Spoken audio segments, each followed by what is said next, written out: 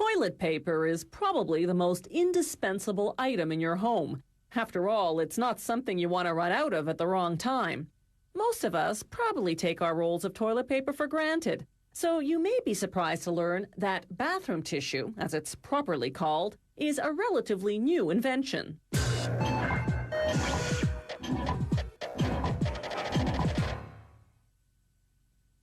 The Vikings used wool. The ancient Romans employed sponges, and French royalty wiped with lace. Then in 1857, an American entrepreneur figured that people had had enough of using leaves and corn cobs and newspapers and mail order catalogs. So he invented therapeutic paper, as he so tastefully named it. Toilet paper came only in piles of pre-cut sheets until 1890. That's when one company introduced bathroom tissue on a roll.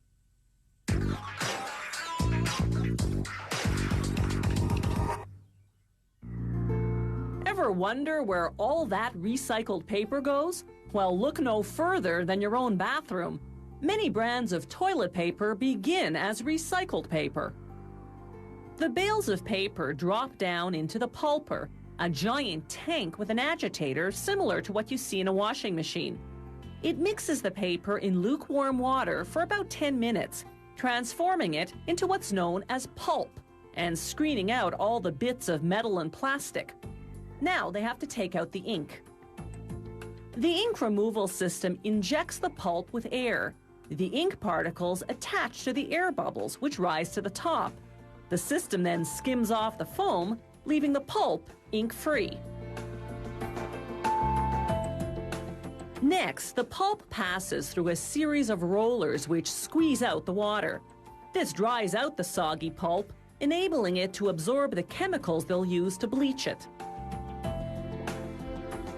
Revolving knives now chop it up again to prepare it for the bleaching process, the details of which are a closely guarded trade secret. The bleach turns the gray pulp a pure white.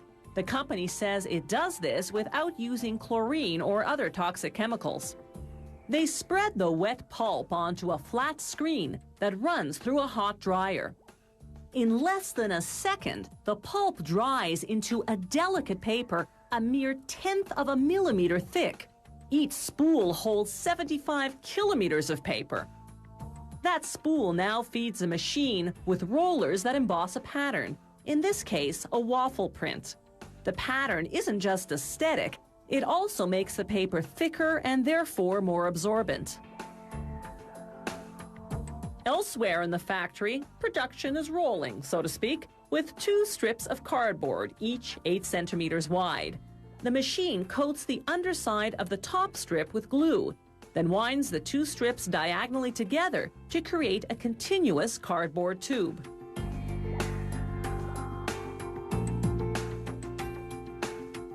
The machine then cuts the tube into 165 centimeter lengths.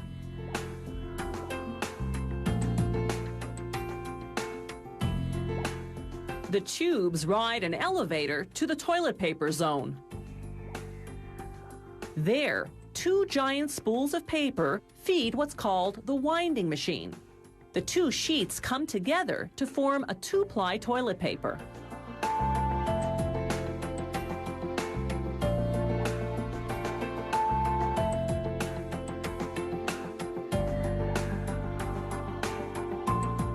The paper then winds onto a cardboard tube, creating a super wide roll of toilet paper. When the roll is full, a blade automatically cuts the paper and winding resumes on the next tube.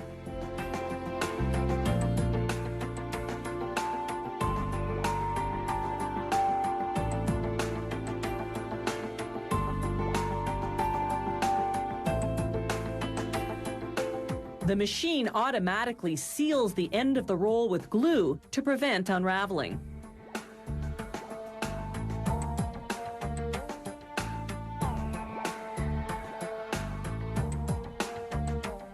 A circular saw slices the super-wide toilet paper roll into 16 standard rolls, each 10.2 centimeters wide.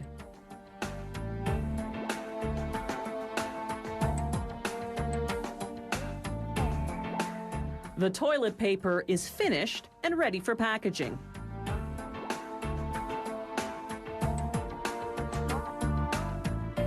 This batch is for commercial use. Each roll is individually wrapped in paper. Check out this slow-motion wrapping action.